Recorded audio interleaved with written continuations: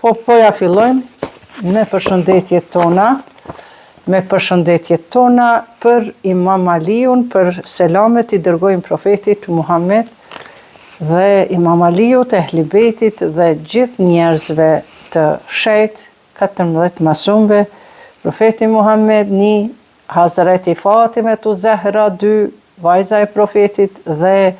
12 pasardhësit e profetit, pra 12 imamët e shenjtë, imamët e pagabueshëm. Allahumma salli ala Sayyidina Muhammadin wa ali Muhammad. Allahumma inni as'aluka wa tawajjahu ilayk بنبيك نبي الرحمة محمد صلى الله عليه وآله يا أبا القاسم يا رسول الله يا إمام الرحمة يا سيدنا ومولانا إنا توجهنا واستشفعنا وتوصلنا بك إلى الله وقدمناك بين يدي حاجاتنا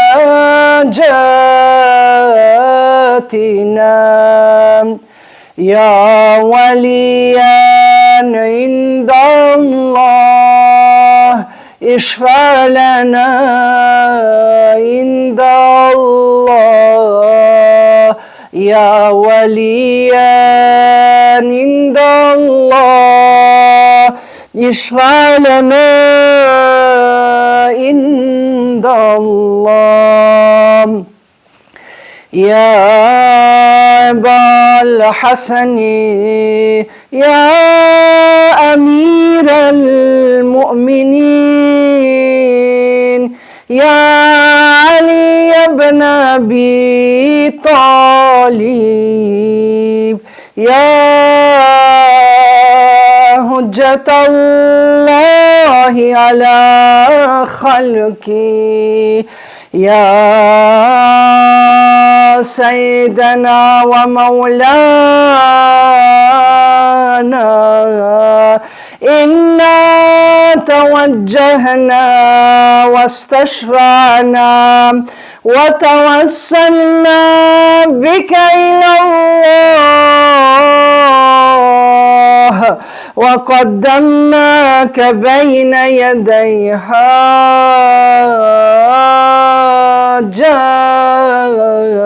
حاجاتنا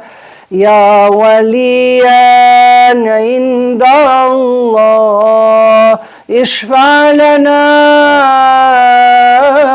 عند الله يا وليا عند الله اشفع لنا عند الله يا وليا عند الله اشفع لنا عند الله. اللهم صل على سيدنا محمد وعلى آل محمد. Në emër të Allahut të gjithë mëshirshmit, mëshirë plotit, të nderuar miq, kudo që jeni anë mban botës, pranoni ngushëllimet e tona për shahadetin, për martirizimin e më të dashurit të profetit Muhammed, paqja e Zotit qoftë mbi të dhe familjen e tij, për më të dashurin e gjithë ummetit musliman, ngushëllimet tona qofshin për Imam Aliun, atëherë para 1346 viteve, 64 viteve, edhe sot qofshin ngushëllimet tona, do të solidarizohemi me dhimbjen e profetit Muhammed, me dhimbjen e familjes Imam Aliut, me dhimbjen e gjithë pasuesve të musliman që e kanë pasu rrugën e profetit Muhammed, rrugën e Imam Aliut, të solidarizohemi me këtë përkujtim të martirizimit të Imam Aliut, paqja qoftë mbi ta. Sot jemi në Ramazan, në ditën e 20 të muajit Ramazan të vitit 2025. Sot, para 1364 viteve, Imam Aliu ishte i shtrirë në shtratin e martirizimit, në shtratin kur ai pritej të shërohej apo të kalonte në botën e amshuar. Imam Aliu, paqja qoftë mbi të, ai u plagos në natën e 19 të muajit Ramazan, pra dje në mëngjesin e hershëm të namazit të sabahut,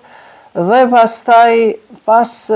Ramazanit, pas ditës e 19, në ditën e 20, ai kishte dhimbje nga shpata, e cila përveç se e lëndoi, ajo ishte edhe e helmuar me helmin aq të fort sa që Imam Aliu nuk mund ta përballonte këtë plag, dhe në fund, në ditën e 21 të muajit Ramazan, para 1364 viteve, Imam Aliu, paqja qoftë mbi të, dha shahadetin e fundit dhe u bë që ishte babai i gjithë imamëve, 12 imamëve, që ishte babai i jetimëve, sot, atëherë dhe deri në ditë të Kiametit, do ta përkujtojmë të gjithë me mall, dashuri, respekt, me vuajtje, me lot, mirë po mbi të gjitha do ta përkujtojmë me shumë krenari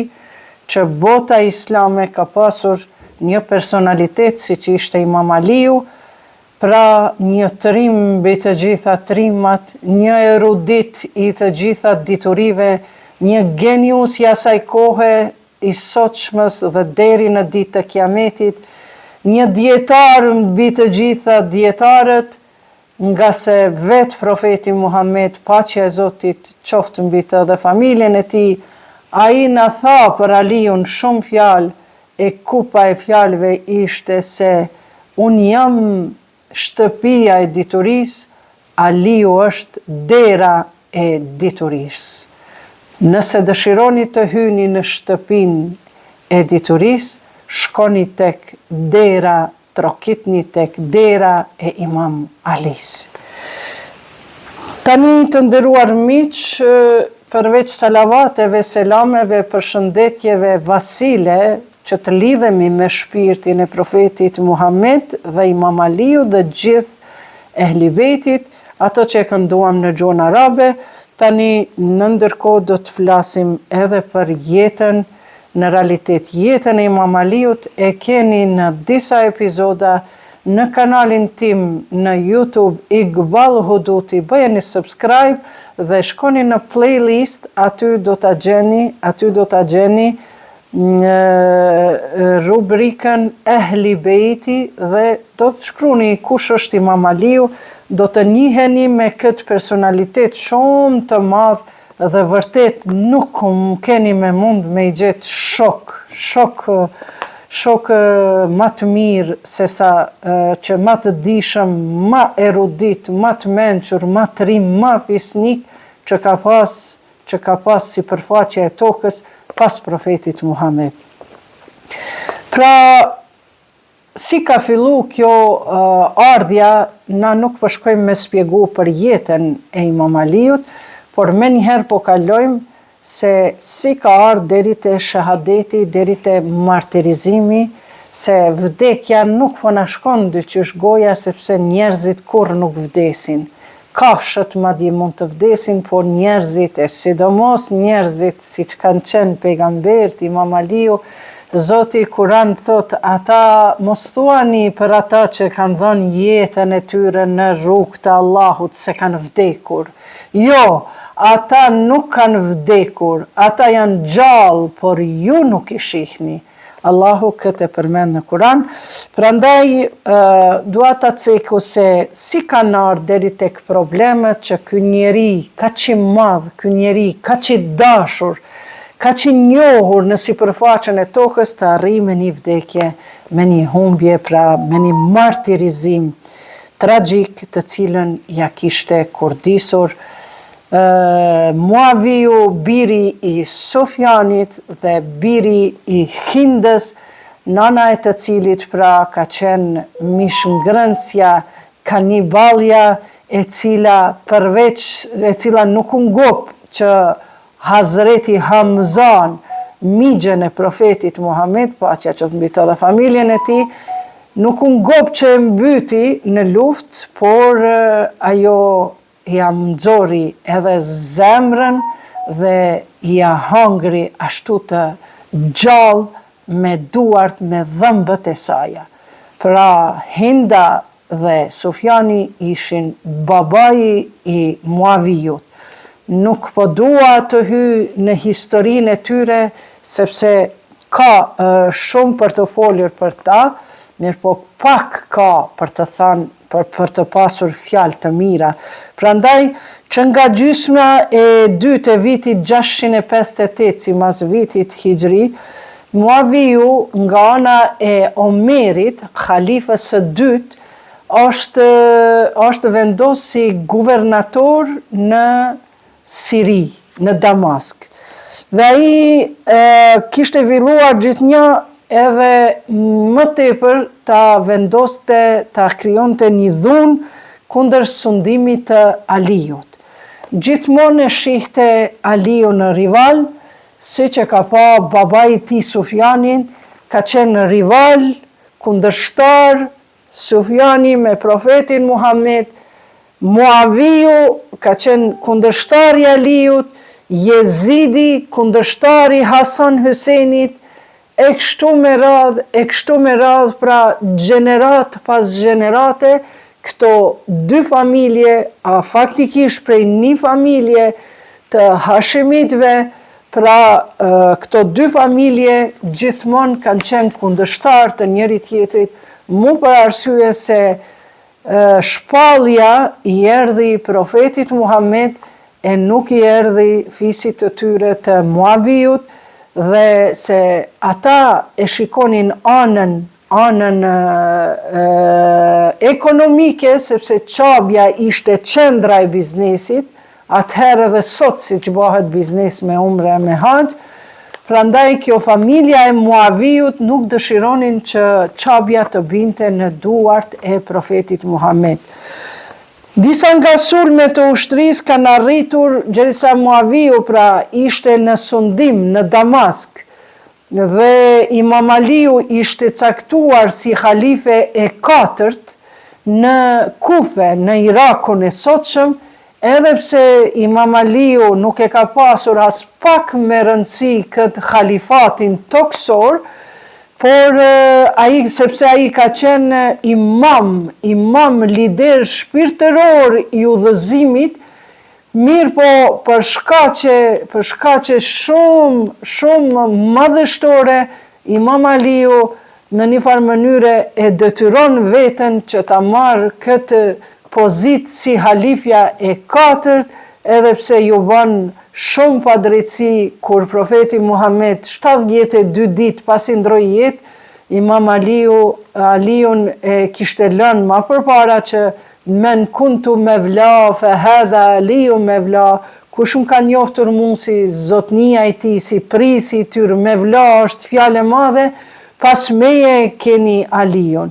Prandaj Imam Aliu nuk ishte as pak i nevojshëm për një khalifat që ja dhanë, madje në librin e tij Nahjul Belaga në gjuhën shqipe, dhe ky origjinali i cili është në gjuhën arabe, të cilën libër mund ta gjeni edhe në bibliotekën kombëtare këtu në Prishtinë, vetëm e kërkoni se janë vetëm 2 kopi. Kjo është me lëkurën e dhis e përpunuar si manuskript në Londër, dhe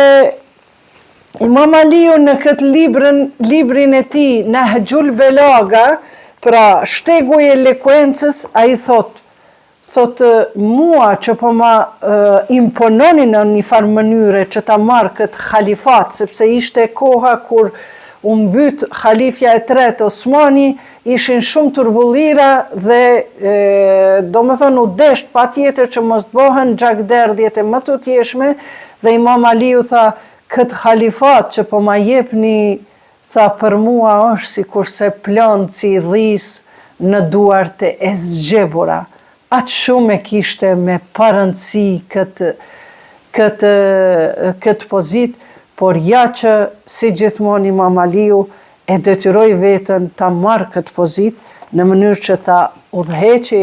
ummetin musliman i cili ishte në shkatrimin e sipër. Më në fund, pra, Muaviu e ka udhëheq pra Damaskun, ndërka që Amr ibn Jasi ishte në Egjipt, gjithashtu edhe ai ishte guvernator, të dytë ishin miq mes veti, të dytë i kishte caktuar Omeri, gjërisa ka qenë halife, në vendet më të pasura, ndërka që Imam Aliu u vendos që të shkonte si halife jo në Mekë e Medine, por mbeti në Kufe. Më në fund, Aliu shpalli në xhaminë e Kufes se u desh të largohej nga qyteti Kufes, sepse Muaviu e udhëhoqi një ekspedit pra ushtarake me plaçkitje nëpër Xhezire, nëpër komplet Arabin, duke filluar nga një qytet Raqqa, nga një region, dhe duke arritur deri te Mosuli në Irak. Prandaj kur e pa Imam Aliu se Muaviu nuk dëshironte t'i merrte urdhrat e Imam Aliut, i cili tani më ishte halife, dhe ai bënte shumë parregullsi dhe nuk e pranonte halifatin e 4 të Imam Aliut, i cili ishte i zgjedhur me votën e njerëzve, pra të Mekës Medinës, ishte zgjedhur para 5 viteve. Por Imam Aliu nuk rreshti duke ja tërhekur vrejtjen Muaviut, sepse kishte filluar të bënte shumë risi në fen islame dhe kishte filluar që të shkatronte, të bënte plashkitje, shkatrime, ka tha siç thash, nga Raqqa deri në Mosul, prandaj më në fund kjo ishte një largësi 175 kilometra afër Kufes, edhe kështu që populli i Kufes, aty ku ishte i vendosur Imam Aliu, e pa në rrezikun se Kufeja, një region shumë i madh, do të mbeste pa lidersin, pa udhëheqësin khalifatin e tyre, nga se Muaviu bënte gërdi, shkatronte, plaçkiste dhe pritej që të vinte edhe në Kufe, nga se ai nuk i dëgjonte as pak urdhnat e Imam Aliut që ishte si halife. Ky kërcënim pra u detyru populli i Kufes që pas vdekje, që banorët e Kufës u detyruan të mobilizohen për ta mbrojtur së paku veten, dhe kështu pra Imam Aliu vendosën të rregullohen, të mobilizohen, dhe sepse ata kishin një përvojë shumë të hidhët në luftën e Sifinit, në luftën ku edhe aty ishin kundërshtar Aliu dhe Muaviu, një luftë e përgjakur që nuk është bërë as në kohën e profetit Muhammed sallallahu alaihi wa sallam, pra ku u mbytën 70.000 ushtar brenda 3 muajve, ku 45.000 ushtar ishin nga tabori i Muavijut dhe 25.000 ushtar ishin nga tabori i Aliut, dhe kështu pas 3 muaj dy luftim u detyrua Imam Aliu të bëjë një arbitrazh, të gjejë një ndërmjetësim vetëm e vetëm për të ndalur këtë luftë të përgjakur në Sifin. Kjo ndodhi pra para vdekjes së Imam Aliut, dhe Imam Aliu alayhis salam, paqja e Zotit qoftë mbi të dhe familjen e tij, pasi që e pa që 3 muaj ishte një gjakderdhje dhe u detyru e madhe në mesin e muslimanëve, mish që ishin kundërshtar pra të 2 musliman, por ishin një pjesë pra e madhe nga ana e Muavijut dhe pjesa tjetër nga ana e Imam Aliut, dhe që atëherë mbeten pra pasuesit e Muavijut, mirë po Muaviju bëri edhe një dredhi që kur e dërguan si ndërmjetësues Amr ibn Asin, si dhe Musa el Eshariun, pra këta ishin 2 persona, Amr ibn Asi ishte nga ana e Muavijut, ndërka që Musa el Eshariu ishte nga ana e Aliut. Amr ibn Asi ishte i njohur për dinaktrin dhe për mashtrimet e tij që i bënte, ndërka që Musa el Eshariu ky ishte më i butë, më i urtë, më i mençur, mirë po ja që Amr ibn Asi ja bëri një dredhi në këtë marrëveshje, në këtë ndërmjetësim, dhe ai e vetë shpalli Muavijun si khalife, dhe Muaviju e bëri edhe një dredhi më të madhe mashtruese, i mori Kur'anat në këtë mënyrë dhe i futi në shigjeta, dhe tha se na për hir të Kur'anit po dorëzohemi, pra po bëjmë paqe, nuk po dorëzohemi, po bëjmë miratim, po bëjmë marrëveshje. Dhe kështu në këtë mënyrë pra Muaviju i mashtroi muslimanët asaj kohe dhe e vetë shpalli vetën si khalife, dhe që nga ajo kohë armiqësia ma për Imam Aliun nuk u nal. Ndërka që përveç kësaj që ishin vetëm 2 grupe që u quheshin pra Shiatul Ali, pra pasuesit e Aliut, dhe Shiatul Muavi, dhe pasuesit e Muavijut, pra përveç këtyre grupeve që dhe sot kemi në këtë botë, në këtë tokë, madje në përxhamia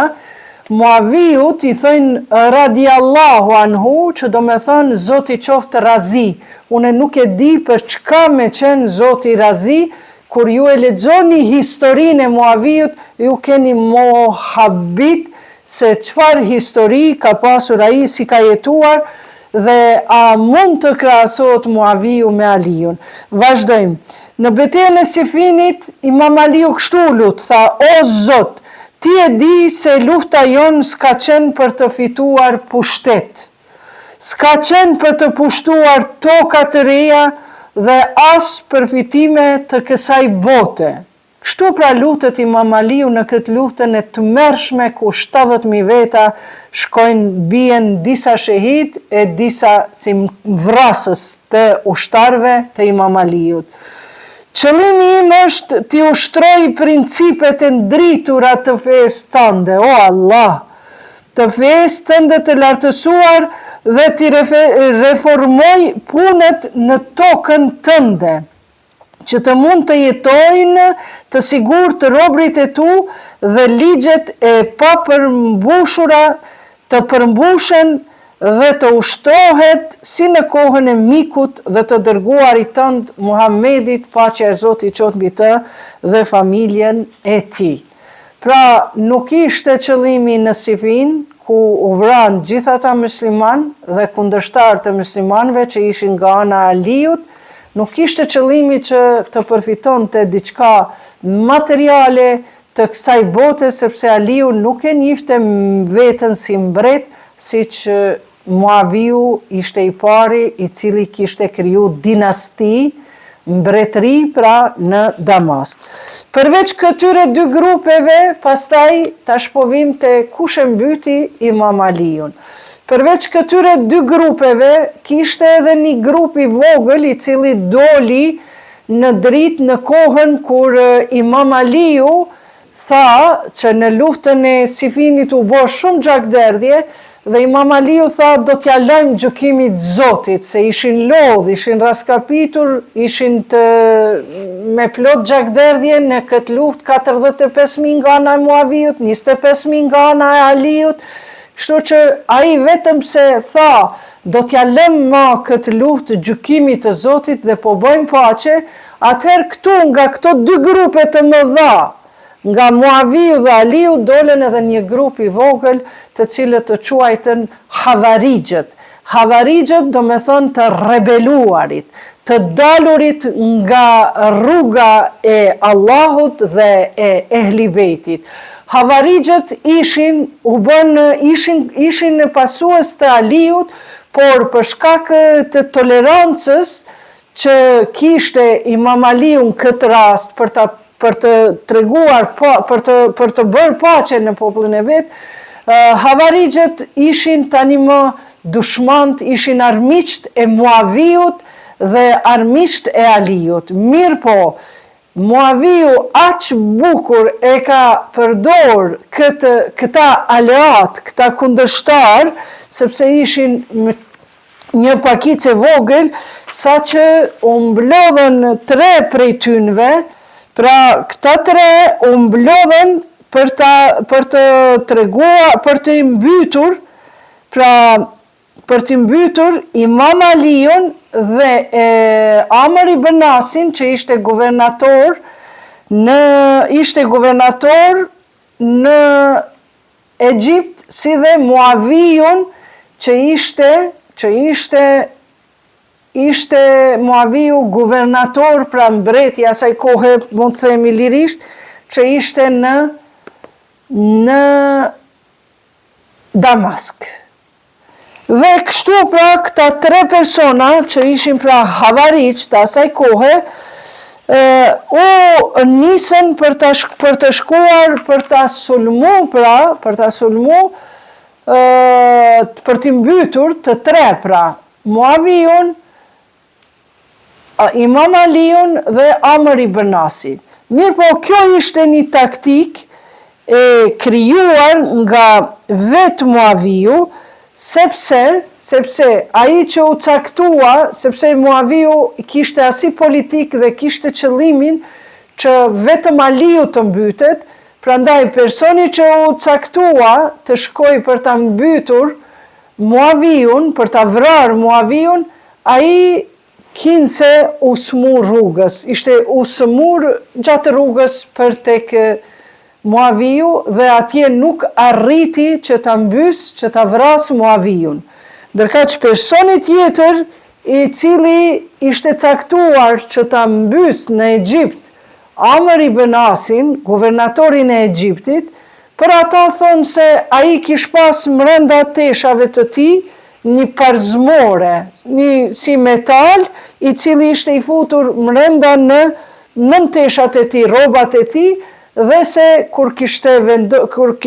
vepru për dashur që ta mbys Amr ibn Asin,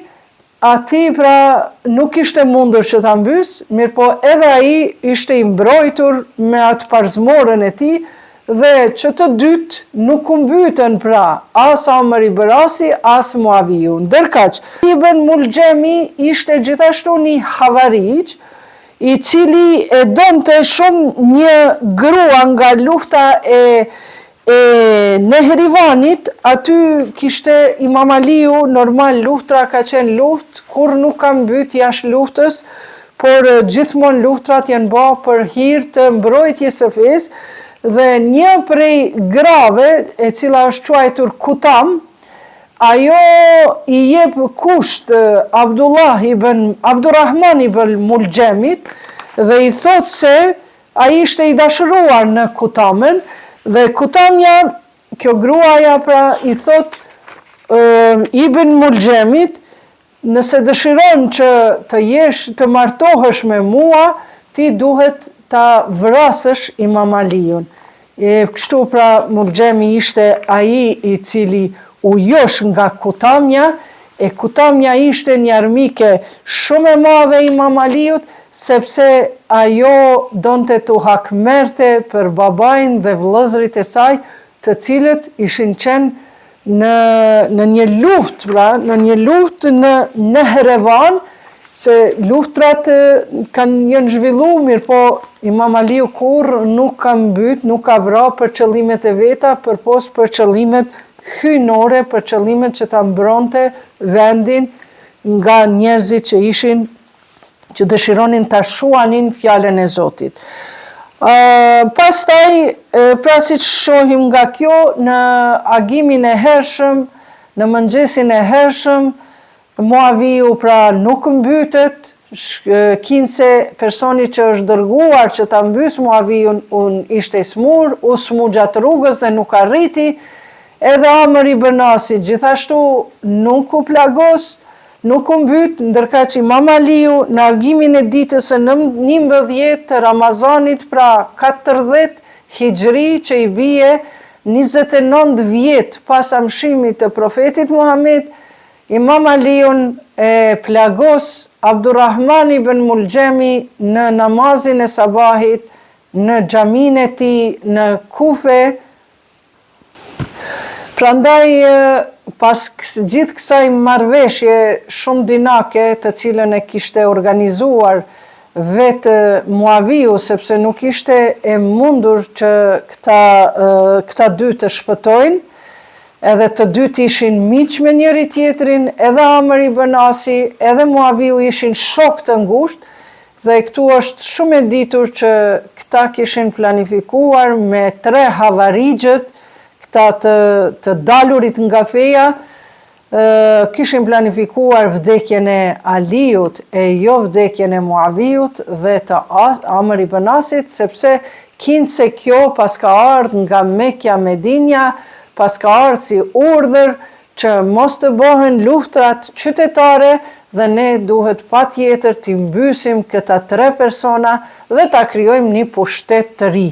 Kjo kinse ishte qëllimi, por Muaviu edhe para 5 viteve kur Imam Aliu e morri khalifatin e tij, Muaviu në Damask veç kishte krijuar harremet me femra, me vallëzuese. Muaviu ishte personi I parë, mbreti I parë I asaj kohe, nga Umajadët, nga dinastia Umajade, I cili kishte filluar artin e të vizatuarit, të pikturuarit, të femrave gjysmëlakuriqe në për muret, në për pallatet e tij në Damask. Muaviu kishte një jetë shumë luksoze dhe Muaviu, si që tham, deri në Basra, deri në Mosul, kishte arritur që të plaçkis popullin dhe të jetoj në mbretërinë e tij duke I shtypur të varfërit. Ndërka që Imam Aliu jetonte si një khalife e zgjedhur nga vetë populli që kishte sunduar vetëm 5 vjet e disa muaj, ai krijoi një sistem të jetuarit shumë të bukur, saqë të gjithë të varfërit kishin ndihmat e tyre sociale, zhvillohej shteti kur më mirë, kur se më parë. Prandaj, kështu pra në agimin e ditës 19, pra ditës së djeshme të mëngjesit para 1364 viteve, Imam Aliu u plagos, posa u ngrit në xhami shkoi në mëngjesin e hershëm dhe kur u ngrit nga sejdja, Abdurrahman ibn Muljemi ishte në safin e parë ku u falte namazi I sabahut dhe ai sa u ngrit Imam Aliu nga sejdja, ai me dorën e tij të mallkuar e nxori shpatën dhe I ra në kokë Imam Aliut, dhe përpos asaj që I ra në kokë, aty edhe e kishte helmuar me një helm aq të fortë, sa që nuk kishte gjasa që të shpëtohej, Dhe kjo në momentin kur plaga e Imam Aliut i krijoi gjakun dhe i shkoi për fytyre, në atë moment tha, pasha Zotin e Qabës, unë nga dhënjeva. Do me thonë, unë fitova, sepse njeriu i cili ra shahid, ra dëshmor, u martirizua në rrugën e Allahut, sepse ata veç i kishin pregadit komplotin se si ta mbysin edhe popullin edhe Imam Aliun, kështu që kjo ishte caktimi edhe i Allahut, sepse Allahu thotë, unë e kam caktuar edhe lindjen, edhe vdekjen, unë jam sundimtari kësaj botës, por ishte shumë me rëndësi se si ndërroi jetë Imam Aliu, prandaj na vdekjen të gjithë do ta kemi, por ja që imamët e shejt, imamët e Ehli Bejtit, vdekjen e kanë shijuar përmes helmit apo përmes shpatës, dhe trupi i tyre ka hyj të 12 imamve, përveç Imam Mehdiut dhe Ajil Ferejehum, Zoti e shpejtoft ardhin e tij, përveç Imam Mehdiut të gjithë tjerët imam kanë hyrë në tokë ose me gojë të helmuar, me trup të helmuar, ose me trup të gjakosur. Prandaj Imam Aliu tha, pasha Zotin e Qabës, unë triumfova, sepse po mos t'ishte qenë Adem Jashari, që ta kish dhënë gjakun e vetë, familjen e vetë, pasurinë e vetë, gjithë çka ka pas për këtë lirinë e Kosovës, ne sot nuk do t'ja dinim, ne sot ndoshta do të asimiloheshim në për sundimet e ndryshme, në për dinastit e ndryshme si atëherë dhe sot. Prandaj Imam Aliu as pak nuk u shqetësua me këtë plagë që e mori, por tha, pasha Zotin e Qabës unë triumfova. Njerëzit e kuptuan se çka ndodhi dhe njerëzit ashtu pra ende pa e kry namazin e sabahut, vrapuan që të ndihmon, e zun pra Ibn Mulgjemin, dhe 2 ditë Imam Aliu i ka thënë që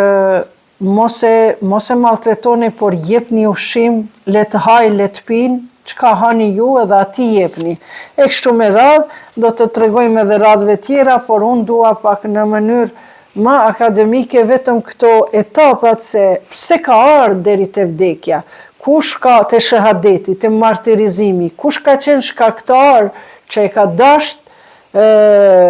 dasht pra vdekjen, e ka dasht eliminimin e këtij personit të madh, të cilin profeti Muhammed e ka caktuar si lider shpirtëror të ummetit. Prandaj me njëherë mas kësaj ngjarje erdhi një mjek i atij vendit dhe e pa se trupi Imam Aliut veç e kishtin kapur ethet, gjakderdhja nuk u ndalte dhe se mrenda në trup kishte hy elmi i tij, qarkullonte në gjak.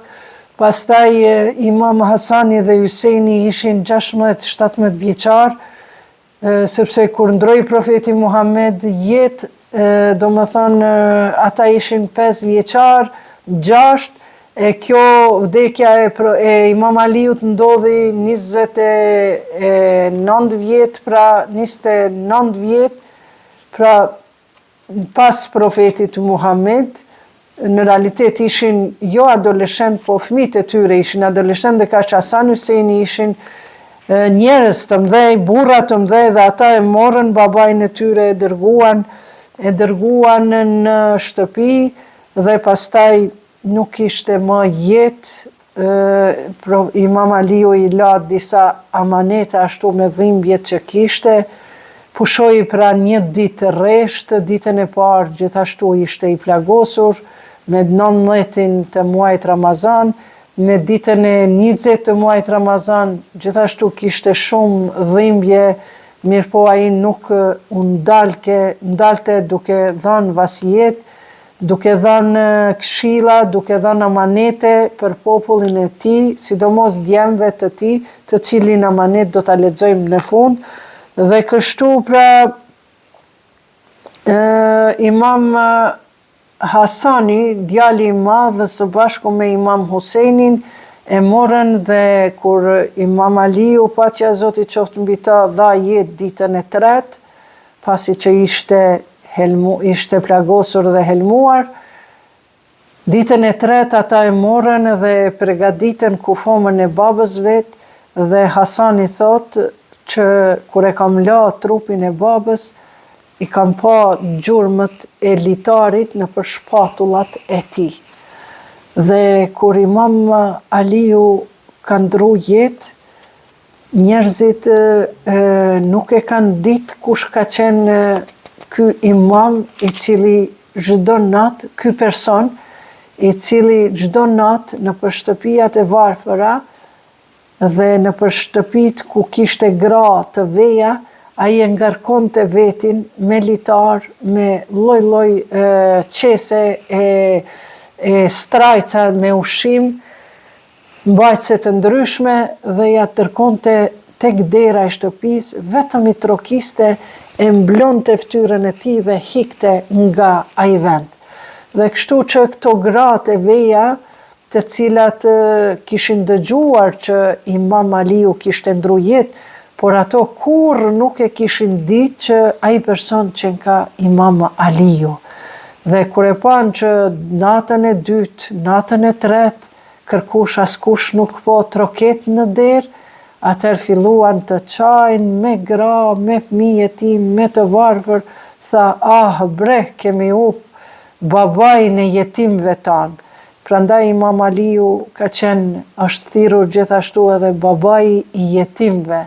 Kemi up njeriun ma të dashur, njeriun që mas shumti na ka zgjat dorën tonë, dorën për të mirë, për ndihma, dhe kërkush nuk e ka ditë, askush nuk e ka ditur që Imam Aliu pas ka qenë ai një person që natën ka trokit, edhe vetëm e ka lënë ndihmën e tyre, ndihmën e tij që ka pas me lënë ushqim e gjana tjera, para dhe është larguar nga aty. Pra, kjo është një kulturë, një punë, një vepër bamirësie që Imam Aliu e ka bërë për popullin e vet, sidomos për jetimet. Kemi gjithashtu edhe për ta parë edhe drejtsinë e Imam Aliut. Një rast Imam Aliu ishte duke punuar në zyrën e tij dhe erdhe një prej vllaznive të Imam Aliut, edhe pse Imam Aliu e kishte rregulluar shumë çështjen sociale dhe ata të cilët nuk mund të punonin, ishin të smur, apo ishin me të meta, apo ishin të vjetër, për të gjithë kishte caktuar nga 1 apo 2 sike. Sike janë ato si lira të vogla, si me thonë, sot kushton një 300-400 euro një lirë, në atë kohë pra e kishte caktuar për çdo familje të cilët janë të varfër që nuk kishin tokë, ai jepte si ndihma sociale, por ja që vllau I tij kishte shumë fëmijë, edhe një ditë erdhte zyrja e Imam Aliut. Dhe kur erdhte zyrja e Imam Aliut, ai ishte ende në orarin e punës. Dhe I tha, urno vlla jem, a ke ardhur për punë të shtetit, a për të punë vetit tënd, për punë personale? Ai thot, jo, thot vlla, ku marr për punë personale. Atëherë ishte terr koha, nuk ishte kohë e ditës, atëherë I tha, të lutem vlla, një moment, tash këto orë, këto dakika, këto minuta që po mi merr nga puna ime, se ke ardhur për punë personale, nuk ke ardhur për punë të shtetit, për punë diçka që don me ndihmu si vlla, për ndonjë marrëveshje e tjera, atëherë thotë, mos ma merr kohën se këto minuta që rri me ty, unë thotë duhet mi zavendësu, e gruaja po mpret te shtëpia. Gjithashtu e kishte një qiri, apo si me thonë një gas, 2 llojshe, e mur këtë gasin e shtetit, për që jepte dritë pra, e ndali ato dhe e mur nën tavolin, një gas tjetër më të vogël, e dhezi dhe tha urno, tha tash vllau im, a në realitet ai gasi tjetër që jepte dritë, që shëndriti dhomën ku punonte Imam Aliu në zyrën e tij, ai ishte personali Imam Aliu dhe I tha urno vlla për çka ke nevojë. A i thot, o vlla jem, sot, ti të gjithve i ke nda kanë i lirë, po mirë po une po kam shumë fëmi edhe thot mua, s'ke mundësi edhe vlla m'ke, gjako jot jam, thot, qëren mund shme mba diçka që s'pakon nja 2-3 lira me mi dhanë për muj, se nuk po mundi me përvalu. Imam Aliu ja merë dorën e ti, edhe i thot, mere dorën, thot, mere gishtin, qite që tu për mi këtë zjarin, për mi këta dritën, gasin që ishte, flakën. Dhe kur a i e mur dorën dhe e qiti për mi gas, a i filloj t'i djek.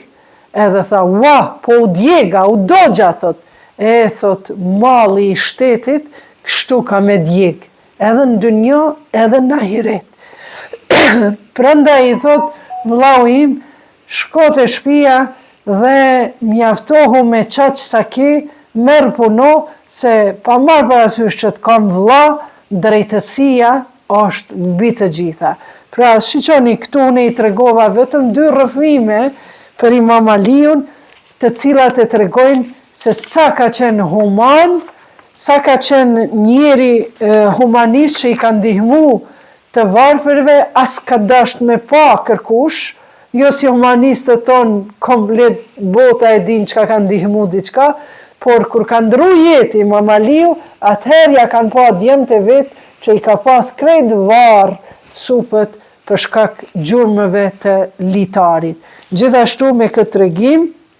edhe e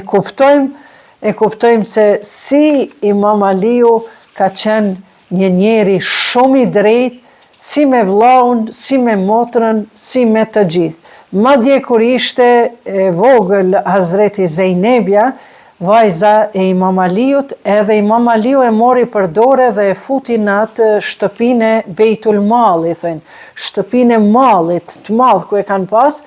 Aty ka pas flori, ka pas ari, argjent, ka pas gjanat ma të shtreta, se për shembull ke pas ti me dhënë zekatin, krejt ari, argjendi, diamanti, krejt u zbrashin parat, dirhemët u zbrashin atë shtëpi. Dhe Zejnebja një ditë shkon edhe si vllajzë e vogël, e shehe një gjerdan shumë të bukur, edhe ajo e matë dhe e qetë për qafe. Imam Aliu e shikon nga larg, e shikon, edhe Zejnebja e merre e qetë dhe thot, babi sa i bukur qenë ka kjo, edhe me një herë e len, as nuk ja kërkon, sepse edhe Zejnebja ashtu është eduku që diçka çka është e shtetit nuk është e jotja. Prandaj edhe aty e pam se si minuta, 5 minuta të punës vetë nuk i ka humbë, po i ka zavendësu, edhe këtu Zejnebja ka qenë e njoftur me drejtësinë e babës vetë, edhe i tha, ja Zejneb, baba të këshyra, të shikova, tha se si të pëlqej ai gjerdan, po më vjen mirë me babën që të kam mësu, se kjo është malli i shtetit, Bejtul Mal, dhe po mos ta kishe lanë në atë vendin ku e ke marë, baba i shidhëru shumë me ty. Edhe Zejnebja qeshi me babën e saj, dhe kështu pra edhe këtu të regohet se sa i drejt ka qenë Imam Aliu qoftë me vllaun apo me vajzën e tij. Pra periudhën e mbetjes jetës e Imam Aliut, ai e ka kalu me lutje, me adhurim, edhe ato 2 ditët e fundit që ka pas, ai gjithmonë është lutë Zotit për ummetin musliman, mandej edhe e ka diktu testamentin e tij, i ka dhënë disa udhëzime bijve të tij, sidomos Imam Aliu, Hasanit dhe Husejnit, gjithashtu i ka mbledh edhe generalet edhe shokët e vet, ashtu me dhimbje që ka pas, ka lënë shumë testamente, veçmas për shokët, veçmas për familjen, për Imam Hasanin dhe Husejnin, por ne këtu do ta dëgjojmë dhe do ta lexojmë vetëm testamentin që ja ka dhënë Imam Aliu djalit të vet, dhe se ai e ka shpall, do me thënë djalin e tij të madh Imam Hasanin, se ai do ta zënte vendin e tij si prijes, si lider i qiejve mbi tokë dhe si sovran i gjithë muslimanëve. Ndërsa i mundon se Imam Aliu po dobësohej gjithë kohën nga gjakderdhja dhe nga elmi, efekti i elmit, ai mbeti i vetëdijshëm, ka qenë pra i vetëdijshëm deri në çastin e fundit të vdekjes. Të gjithë atyre që erdhen për ta parë, ai u tha me ngulm që të ishin gjithnjë të vetëdijshëm për praninë e krijuesit, pa Allahut, dhe ta doni Allahun, t'i shërbeni Allahut dhe të shërbeni krijesave të Allahut. Kjo ishte një amanet për të gjithë ata që ishin, që vinin për ta vizituar. Mandej në 21 vdiq, mandej ai tha, Imam Hasani pasi ia lau trupin dhe para se të ndronte jetë, Imam Aliu i tha Hasanit dhe Husejnit që të më varrosni, që fshehu razi dhe e la këtë testament që mos t'ja shihnin trupin e tij, pra mos t'ja dinin se ku gjendet varri i tij, sepse siç e dim pasuesit e Muaviut, siç ka bërë edhe vetë Jezidi, djali i Muaviut, pra djali nipi i Sufjanit edhe Hindës, si që ka masakru Hinda, nona i Jezidi, nona e Muavijis, si që ka masakru trupin e Hazreti Hamzës, gjithashtu edhe Aliu e ka ditë që pasuesit e Muavijis e kanë pas dëshirë të madhe me shkelmu, me masakru, me mbyt, qofshin edhe trupat e vdekur, pra, për atë arsye edhe Imam Aliu njësoj si kurse Hazreti Fatimetu Zehra nuk e ka leju që varri i tij të dihet, e kanë vendosë fshehu razi, po pastaj me kalimin e kohës tregohet se disa gjuetar pas kanë dashur që t'i mbysin disa kaproll, dhe ata kaproll kanë shku drerë e kaproll të asaj kohe, kanë shkuar mu të varri i Imam Aliut dhe aty pra nuk ka mundur as një shigjet të i lëndoj. Pa marrë parasysh që ata kanë dashur që ta mbysin këto drerin dhe drerushën, mirë po kjo është një rrëfim dhe pastaj që çfarë ka ndodhur në realitet, dhe pastaj njerëzit e kanë vërtetuar simas rrëfimeve njërit pas tjetrit, se dikush ka ditë këtë varrin e fshehtë të Imam Aliut, pas shumë viteve pastaj në atë vend ku është vërtetuar simas sekreteve që kanë ditë disa njerëz, dhe aty pra sot e kanë ndërtuar xhamin e Imam Aliut në Kufe, në Nexhef, pra 100 kilometra largë, ma pak, një 30 kilometra largë Kufes, se në Kufe e ka pas xhamin, edhe aty pra është plagos, edhe është mbytur, është vrar, ndërka që një 30 kilometra në Nexhef, ku sot gjendet xhamia i Imam Aliut, aty pra është edhe varri i Imam Aliut dhe xhamia e madhe e cila sot është për shembull në manifestim dhe përkujtim të martirizimit të Imam Aliut. Imam Aliu ka qenë një hero, ka qenë një shejtor, njeri i shenjtë, i përmendur në shumë versete kuranore, përmes me përsërit ju keni në kanalin tim në YouTube Iqbal Huduti, kush është Imam Aliu, gjithashtu e keni edhe filmin e Imam Aliut, dhe ka qenë një shejtor, ka qenë edhe një politikan i duhur, ka qenë filozof, ka qenë hafiz i Kuranit, ka qenë tefsirolog, ka qenë memorizuesi më i madh i haditheve, të gjitha hadithet e profetit i ka pas të ruajtura, të shkruara në librat e tij, gjithashtu edhe vajza, gruaja e tij, Hazreti Fatimetu Zehra, të gjitha hadithet kur në kohën e Imam Aliut, në kohën e Hazreti Fatimës, në kohën e halifeve, si vetë Omeri, i cili i ka thonë popullit, mblidhni, ti të bëjmë hadithet dhe ta bëjmë një përmbledhje hadithesh, mirë po ja që Omeri nuk e majti fjalën dhe i dha flakën të gjitha haditheve të profetit Muhammed. Gjithashtu edhe Ebu Bekri, kur u bo halife, Aisha e pa që Ebu Bekri tanë natën babai i saj nuk kishte vu gjumë në sy, dhe në mëngjes kur u ngrit, ajo i tha: o bab, çfarë ke gjithë këtë siklet, gjithë këtë tmerr që po të shot e ti? Thot: çka ke, pse nuk po flen? Ai pastaj nuk flet dhe në mëngjes i djeg vet me duart e veta 500 hadithe. Mos shikoni vetëm me kundështu, se nuk do me thonë që diçka që ti nuk e din, edhe për herë të pare ke dëgju, është rren. Jo, e kundërta kësaj. Ju do të jeni sy hapur, sy qel, mos u bani tru shpërlarës, po mos besoni verbërisht, por pyetni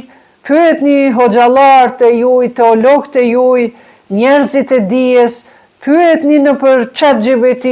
dhe shkruani se a është e vërtet që Ebu Bekri i ka djeg hadithet që i ka shkrujt vetë me dorën e vetë, dhe se Omeri gjithashtu i ka djeg hadithet, por ja që Ehli Bejti, Fatimetu Zahra, Imam Aliu, Imam Hasani, Imam Huseni, të gjitha hadithet, tefsiret e Imam Aliut i kanë ruajtur me gjak edhe me shpirt. Prandaj them që Imam Aliu është dera e ditunis, të gjitha diturit janë aty. Prandaj edhe Imam Hasan Hyseni kur u nis për në Kerbela, e vetmja grue e profetit Muhammed, e cila kishte mbetur gjallë, e cila e kishte në dorën e saj tokën, e kishte marrë një copë dhe, të cilën ja kishte dhënë Gjebraili a.s. profetit Muhammed, e profeti Muhammed i dha Ummi Selemës atë tokë të dheut, dhe profeti Muhammed i tha: oj gruaja ime dashur Ummi Seleme, thot do të vije një ditë kur ky dhe i verdh, i ngjyrë verdh, ngjyrë dheu, do të bëhet ngjyrë kuqe. Atëherë atë vit nipin e tim Imam Hysenin do të më mbysin muslimanët në një tokë të nxehtë e quajtur Kerbela.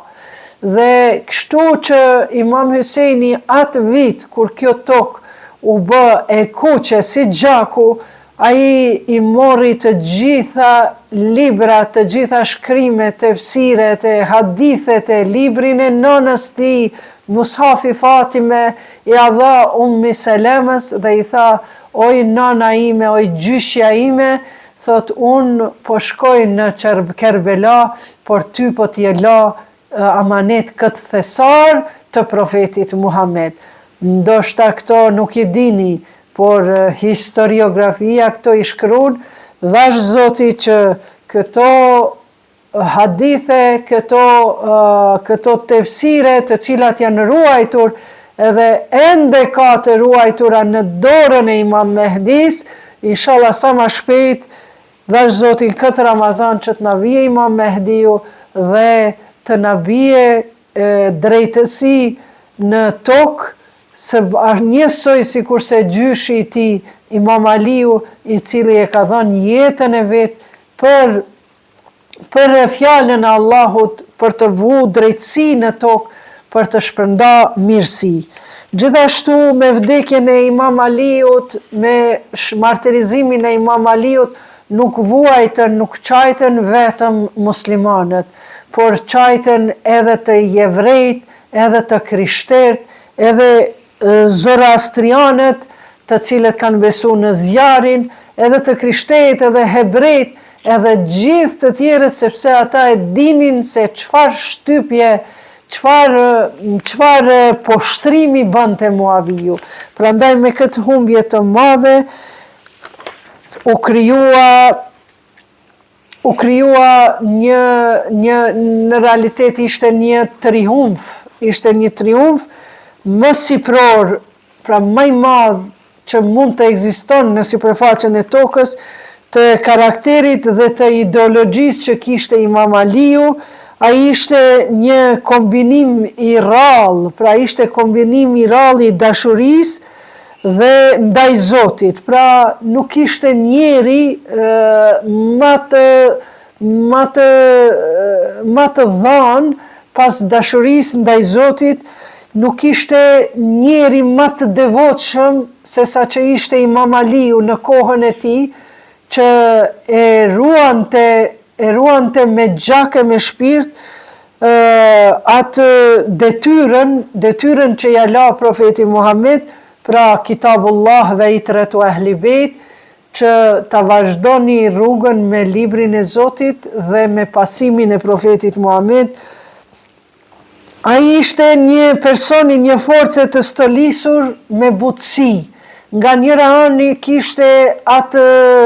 trimërinë aq të madhe, guximin aq të madh ndaj armiqve, kundërshtarëve, nga ana tjetër ishte i njohur për butësinë e tij ndaj njerëzimit. Ishte baraspesh në sjelljet e tija dhe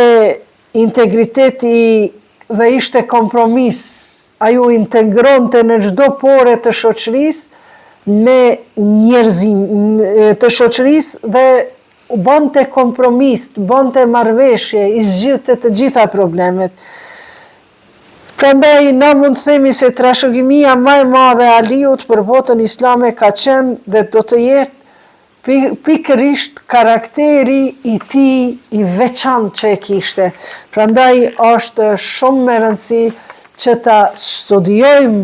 kush është Imam Aliu. Ne pra kaq të nderuar miq, para se të përfundojmë do ta lexojmë edhe një faqe testamentin e Imam Aliut që ja ka lënë bijve të vet. Ndërkaq testamente tjera mund t'i gjojmë në këtë libër që na jemi duke e lexuar.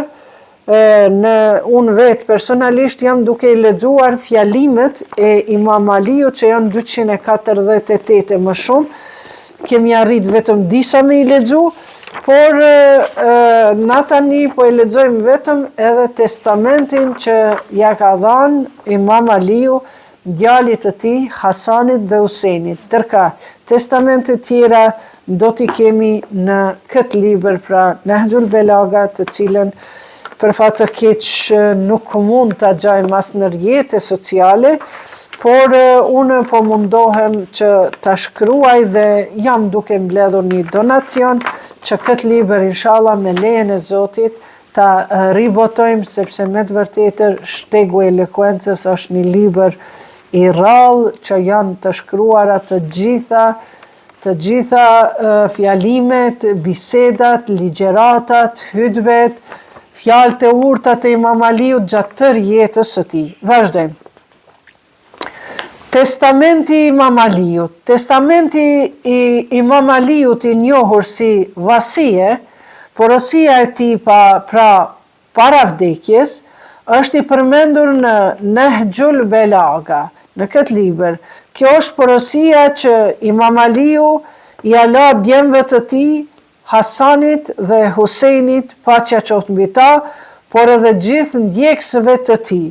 Ja disa pjesë të rëndësishme, pra disa, na i kemi marrë vetëm që ja jep si testament djalit vet, por kemi vazhdimsi e këtij testamentit është edhe disa pjesë tjera, por unë i kam da vetëm këtë pjesë ku i jep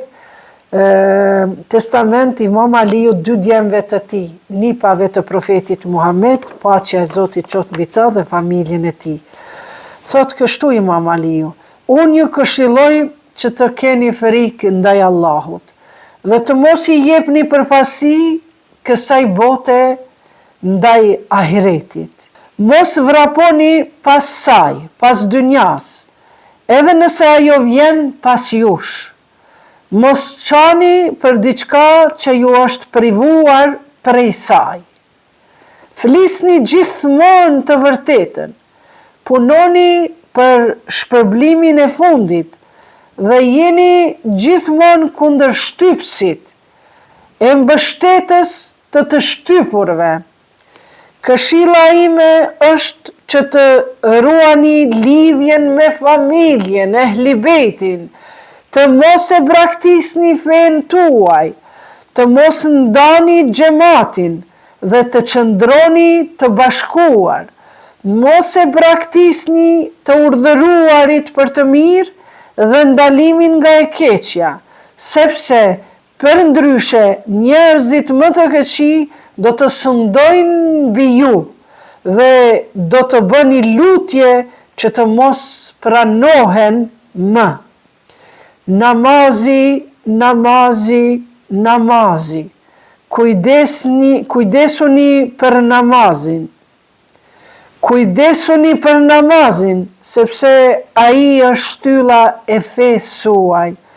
Kujdesuni për zekatin, sepse ai shuan zemërimin e Zotit tuaj. Kujdesuni për jetimët, mos i lini të urritur dhe të pambrojtur. Keni frikë Allahun në lidhje me të afërmit tuaj. Mbajeni lidhjet farefisnore. Mos qëndroni pas botës dhe mos lejoni që ajo t'ju mashtroj. Mos i lini pas dore obligimet tuaja ndaj Allahut dhe mos u trembni nga kritikat e atyre që flasin kundër të vërtetës. Flisni gjithmonë të vërtetën dhe ndihmojeni njëri tjetrin për të bërë të mira. Fjalët e tij të fundit ishin: pasha Allahun, unë po shoh atë që ju nuk e shihni dhe po dëgjoj atë që ju nuk e dëgjoni. Më pas ai tha: La ilaha illallah, Muhammadur Rasulullah. Pra, këto ishin fjalët e fundit të Imam Aliut. Ky është një pjesë e testamentit që ja la djalit të vet, Imam Hasanit dhe Husejnit. Pra, ky testament është një nga mësimet më të thella të Imam Aliut a.s., duke theksuar drejtësinë, devotshmërinë dhe unitetin e muslimanëve. Këto pra kanë qenë 3 elemente kryesore për të cilët jo vetëm Imam Aliu, jo vetëm profeti Muhammed dhe Fatimet u Zehra, po edhe 12 imamët e kanë dhënë jetën e tyre për këto 3 elemente, komponente kryesore që duhet të mbretëroj të çdo njëri person. Pra ato janë drejtësia, devotshmëria dhe uniteti i muslimanëve. Dhashtë Allahu që kjo ligjërat lidhur me martirizimin e Imam Aliut të jetë një shkëndi për juve, që të vazhdoni të hulumtoni për Imam Aliun sa më shumë, të studioni karakterin e tij, sepse vërtet është një njeri, një oqean i gjerë që dituria e tij ka fillim, por nuk ka mbarim. Ai është një person për të cilën profeti Muhammed, paqja e Zotit qoftë mbi të dhe familjen e tij, na ka thënë se ja Ali, ti për mua je njësoj si kurse Musa, profeti Musa, njësoj si kurse Haruni, që ishte profet dhe vllai Musës. Pra ti je njësoj si kurse Haruni, që ishte për Musan, vetëm se ti nuk je pejgamber. Aliun me al-haq, haqqun me al-Ali. Aliu është me të drejtën, e drejta është me Aliun. Uroj që sa më shumë të studioni për personalitetin e Imam Aliut, karakterin e tij, pse ka voz kaq madhështor qëndrimi i tij sublim, dhe ta mësojmë sa më shumë jetën e këtij njeriu të madh që profeti Muhammed, paqja e Zotit qoftë mbi të dhe familjen e tij, shumë e ka dasht, e ka pas dhëndër të tij dhe gjithashtu i ka uru se i thot ja Ali, thot ti ki dy përparsi, se ti thot je dhëndri i profetit e unë nuk jam dhëndër i ndonjë profeti. Dhe thot ja Ali, ti ki edhe një përparsi në krahësim me mu, se ti je imam trashëgimtar i ummetit Muhammed, ummetit tim, që ty po ta la në duart e tua, men kuntum mevla, fa hadha Aliun mevla, kush më ka njohtur mua si prijes, mas meje keni Aliun. Gjithashtu profeti Muhammed thot kush vdes pa e njohtur imamin e kohës vet, që tani e kemi Imam Mehdi, Rajil Feregjom, do të vdesi në kohën e ignorancës, gjahiljetit, para islamit, kur Hazreti Fatimja e pyet o bab, po kush është imami im? Ai vetëm e shikon Imam Aliun dhe thot ky është, thot Imam Aliu është imami yt. Gjithashtu në Sahihul Buhari, në Muslim, në Tirmidhi, përmendet se profeti Muhammed, paqja e Zotit qoftë mbi ta dhe familjen e tij, na ka lënë amanet dhe na ka thënë se deri në ditë të Kiametit, edhe në Kur'an siç thuhet, Zoti asnjëherë, asnjë epokë, asnjë kohë nuk do ta lej këtë popull pa udhëheqës, pa lider. Prandaj edhe thot që profeti Muhammed pas meje do të vinë 12 imam lider shpirtëror nga fisi Kurejshi, madje në disa hadithe të prej burimeve të ndryshme përmenden edhe emrat e tyre, mirë po nuk mund ta themi, masi nuk përmendet në disa burime të haditheve, nuk mund të ta vërtetojmë bashkë për emrat, mirë po është e mjaftueshme që profeti Muhammed e ka përmend numrin 12. Mandej gjithashtu edhe për Imam Mehdiun dhe po e mbyllim, pra Imam Mehdiu që e ka priardhin prej Imam Husejnit, që është stërnipi i profetit Muhammed, të dashurit të Allahut. Për Imam Mehdiun thot dhe kur në sipërfaqen e tokës do të paraqiten shumë gjakderdhje, shumë parregullsi, shumë mbytje të pabesa, shumë vrasje, diskriminim, shkatrim, atëherë thot do të vije shpëtimtari i kohës me emrin si timin Muhammed Mehdi. Pra e kur Imam Mehdiu që pritet të vi, se është koha e shkatrimit, është koha e vrasjeve, mbytjeve, gjakderdhjeve, Imam Mehdiu pritet të vi, inshallah sa më shpejt. Edhe për Imam Mehdiun keni ligjerata në kanalin tim dhe urojmë që Imam Mehdiu të na vije sa më shpejt të vendos drejtësi, asnjë lloj drejtësie që do të vendos, saqë nuk do të ekzistoj fukara për sadaka, nuk do të ekzistoj smundje pa ilaç. E kështu me radhë. Faleminderit shumë që ishit me mua këtë 1 orë e 10 minuta. Ju falenderoj dhe shpresoj se të kemi mësuar për karakterin e Imam Aliut dhe për vrasjen tragjike që ja bën shokët e pejgamberit, faktikisht se Muaviu numërohet një prej shokëve profetit, dhe Amr ibn Asi gjithashtu, të cilët ja bën këtë kurth për ta mbytur, për ta vrarë Imam Aliun. Prandaj shpresojmë që të i keni mbetur të kënaqur. Nëse unë diçka kam bërë gabime, kjo është nga vogëlsia ime, ndërkaq nëse unë kam mund t'ju përcjell diçka të bukur tek ju, kjo është nga madhështia e Allahut, që ai ka dëshiruar që ju në këtë numër edhe para perdeve, edhe prapa perdeve ta dëgjoni këtë ligjërat. Ju lutem mos harroni bëni subscribe në YouTube dhe atje do ta keni këtë ligjërat timën. Assalamu alaikum ve rahmetullahi wa barakatuhu. Selami, mëshira dhe begatia e Zotit qoftë mbi ju dhe familjet tuaja.